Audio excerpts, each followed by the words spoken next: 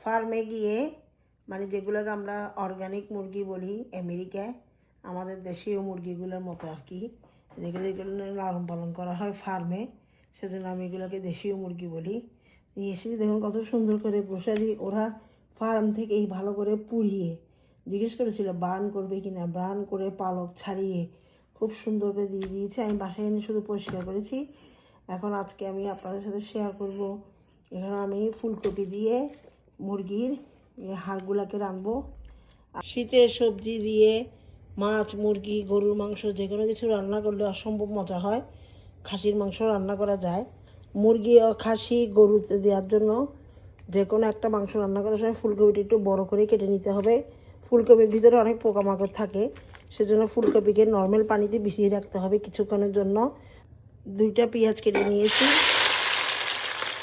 ও সাংঘাতিক গরম গরম তেলের পেঁয়াজ ঝেড়ে দিলে কি একটা আওয়াজ, কি সুন্দর লাগছে আওয়াজটা। আসলে রান্না করতে আমার অনেক ভালো লাগে, রান্না করতে আমি অনেক আনন্দ পাই। তো এখন একটু নরম হয়ে গেলে আদা রসুন বাটা দিয়ে দিব। পেঁয়াজটা একটু নরম হয়ে এসেছে, এই সময় কিন্তু লং, এলাচ, এই যে জিরে, তেজপাতা বেশি দিলেন, লং, এলাচ, দারচিনি কয়েকটা দিয়ে দিয়েছি। একটু নেড়ে চেড়ে নিতে হবে। তারপরে রসুন বাটা 2 চা চামচ, সেজন্য আদা বাটাকে দিয়ে দিতে হবে। 5 মিনিট পরে ফিরে আসলাম। দেখুন আদা রসুনের কাঁচা গন্ধটা একদম চলে গেছে, খুব সুন্দর একটা সুঘ্রাণ বেরোচ্ছে। এখানে আমি একটা স্পেশাল মশলা বানিয়ে রেখেছি।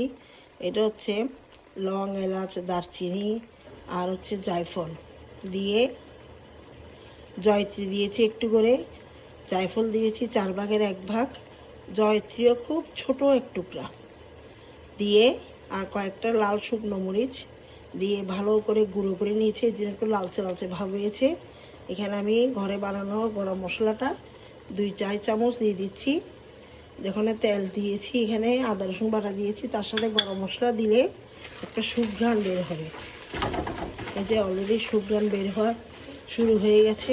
ও কী যে সুঘ্রাণ বেরোচ্ছে। আমি এখনও পানি দিইনি। যদি আপনারা এভাবে রান্না করতে অভ্যস্ত না থাকেন তাহলে অবশ্যই একটু পানি দিয়ে দিবেন, নাহলে মশলাটা পুড়ে যায়। যারা রেগুলার আমার ভিডিও দেখেন তারা জানেন আমি হলুদের গুঁড়ো একটু কম ব্যবহার করি, যদিও আজকে ফুলকপি সহ সেজন্য একটু বেশি করে হলুদের গুঁড়ো দিব।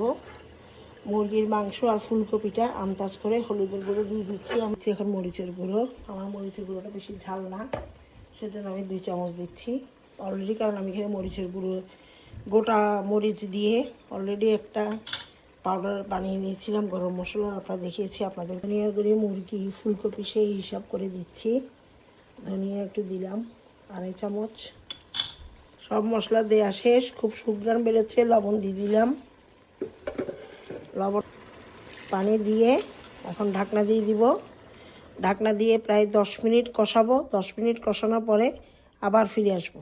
10 মিনিট পরে ফিরে আসলাম। দেখুন কী পরিমাণ সুঘ্রাণ বেরোচ্ছে। একটা যে মশলা বানিয়েছিলাম জিরা, 2 ধরনের জিরা দিয়েছিলাম। একটা ছিল নর্মাল জিরা যেটা আমরা রেগুলার খাই, আর একটা ছিল শাহি জিরা, তার সাথে একটু করে জয়ত্রী আর জায়ফলের টুকরা, সব মিলিয়ে খুব সুঘ্রাণ বেরোচ্ছে। লং, এলাচ, দারচিনি সেটাও দিয়েছিলাম গুঁড়ো করার সময়, একটু অল্প করে, বেশি দিইনি, কারণ এখানে আমি গোটাও দিয়েছি। আপনারা চাইলে দিতে পারেন অথবা স্কিপ করতে পারেন, কিন্তু যে 2 ধরনের জিরার কথা বলেছি সেই 2 ধরনের জিরা, একটু করে জায়ফল আর জয়ত্রী অবশ্যই কিন্তু দিবেন। টেলেও দিতে পারেন, না টেলেও দিতে পারেন, ওটা দিলেই কিন্তু খুব সুঘ্রাণ বের হবে। দেশীয় মুরগির মাংস, যেটাকে আমেরিকা অর্গানিক বলা হয়। এই যে মুরগির মাংসটা ঢেলে দিচ্ছি। এখানে একটা মুরগির পুরো অর্ধেকটাই আছে, অর্ধেকের চেয়ে বেশি হবে। মুরগির মাংসটা দেখেছেন কি সুন্দর কালার চলে এসেছে। ওই যে আমি ব্যবহার করেছি মশলাটা, সেই মশলার কারণে এত সুন্দর কালার এসেছে।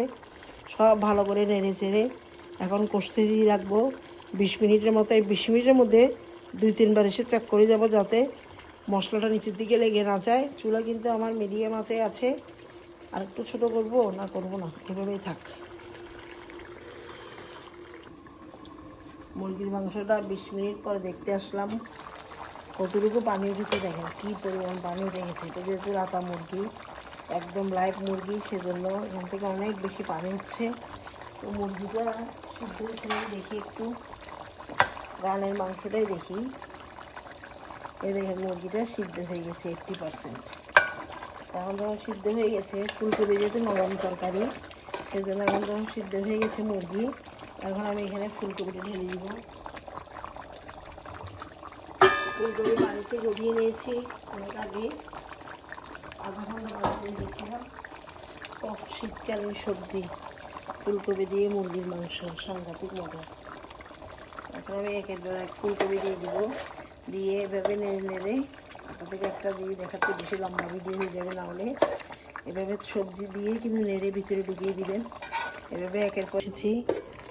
দেখুন ফুলকপি প্রায় হয়ে এসেছে। যেহেতু এটা দেশি মুরগি, সেজন্য আরও বেশি করে ভিতর থেকে পানি বেরোচ্ছে। আর একটু কষানোর পরেই আমি 1 কাপ পানি দিয়ে দিব। আমি এখানে বেশি ঝোল রাখবো না, আপনারা যারা ঝোল বেশি রাখবেন তারা একটু বেশি করে পানি দিবেন। তা আপাতত এখন আমি ঢাকনা দিয়ে ফেলে রাখছি আরও 10 মিনিটের জন্য। প্রায় 50% হয়ে গেছে ফুলকপি, আর বাকিটা হওয়ার জন্য আর 10 মিনিট পর আবার আসবো। 10 মিনিট পরে ফিরে চলে আসলাম। দেখুন কত সুন্দর হয়ে গেছে। এভাবে রাখলে তখনই কিন্তু ঢেলে দিবেন কয়েকটা কাঁচামরিচ। এতে হয়ে গেছে। বেশি নরম করলে কিন্তু ফুলকপি ভালো লাগে না। কয়েকটা কাঁচামরিচ দিয়ে দিচ্ছি, আমি ঢাকনা দিয়ে দিচ্ছি। ধনেপাতা পুদিনা পাতা ছিটিয়ে পরিবেশন করে দিব। 10 মিনিট পরে ফিরে চলে আসলাম। কয়েকটা ধনেপাতা, অল্প একটু ধনেপাতা ছুটিয়ে দিচ্ছি। কি সুঘ্রাণ বেরোচ্ছে। এভাবে আর রাখার দরকার নাই, আর 5 মিনিট চুলার উপর রেখে পরিবেশন করে দিব। তাহলে বন্ধুরা আর দেরি না করে এখনও রেসিপি দেখে ঝটপট রান্না করে গিয়ে বানিয়ে ফেলুন মুরগির মাংস দিয়ে ফুলকপি। এটা দেশি মুরগি হইতে হবে এমন কোনো কথা নাই, ফার্মের মুরগি দিয়েও, বাংলাদেশের পাকিস্তানি মুরগ দিয়েও বানানো যায়। তৈরি হয়ে গেল মজাদার ফুলকপি দিয়ে মুরগির মাংস। ঢাকনা দিয়ে রাখলাম, এখন চুলাটা বন্ধ করে দিচ্ছি।